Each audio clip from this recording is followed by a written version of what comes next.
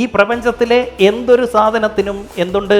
ഒരു തുടക്കം, ഒരു കയറ്റം, ഒരു മെച്യൂരിറ്റി സ്റ്റേജ്, ഒരു ഡിക്ലൈൻ സ്റ്റേജ്. ഒരു ബിഗിനിങ് ഉണ്ട്, ഒരു ഗ്രോയിങ് സ്റ്റേജ് ഉണ്ട്, ഒരു മെച്യൂരിറ്റി സ്റ്റേജ് ഉണ്ട്, ഒരു ഡിക്ലൈൻ സ്റ്റേജ് ഉണ്ട്. ബിസിനസ്സിൽ ഏറ്റവും കൂടുതൽ ലാഭം കിട്ടുന്ന ഒരു പീരീഡ് ഇതാണ്. നിങ്ങൾ എന്ത് ചെയ്താലും ഏത് ബിസിനസ്സിലാണെങ്കിലും നിങ്ങളുടെ ബിസിനസ് ഈ സൈക്കിളിൽ പെട്ടിരിക്കും. ഈ സ്റ്റേജിൻ്റെ പ്രത്യേകത 12 വർഷം നമ്മൾ ഉണ്ടാക്കാത്ത പൈസ ചിലപ്പോൾ 12 ആഴ്ച കൊണ്ട് നമുക്ക് കിട്ടിയെന്നിരിക്കും.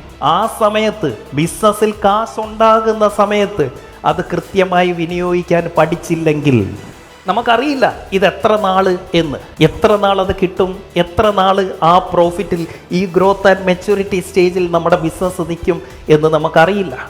പല ബിസിനസ്സുകാരുടെയും പ്രശ്നം ഇവിടെ എത്തി ഇങ്ങനൊന്ന് കയറുമ്പോഴത്തേന് ഇവർ വിചാരിക്കും ഇനി എന്നും ഇങ്ങനെ തന്നെ ആയിരിക്കും എന്നും പറഞ്ഞിട്ട് പോയി ഡിഫൻഡർ എടുക്കും. എന്നിട്ട് EMI 3.5-4 ലക്ഷം രൂപ.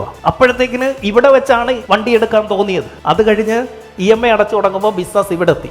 ഈ പീരീഡ് എന്ന് പറയുന്നത് അത് ചിലപ്പോൾ ഒരു ഓപ്പർച്യൂണിറ്റി ആയിരിക്കാം, ചിലപ്പോൾ ഒരു ലക്കായിരിക്കാം, ചിലപ്പോൾ ഒരു ട്രെൻഡ് ആയിരിക്കാം, നമുക്കറിയില്ല. whatever it may be, ആ പീരീഡിൽ നമുക്ക് എന്ത് ചെയ്യാൻ പറ്റണം? നമ്മളുടെ പേഴ്സണൽ ഫിനാൻസ് ബിൽഡ് ചെയ്യാൻ പറ്റണം.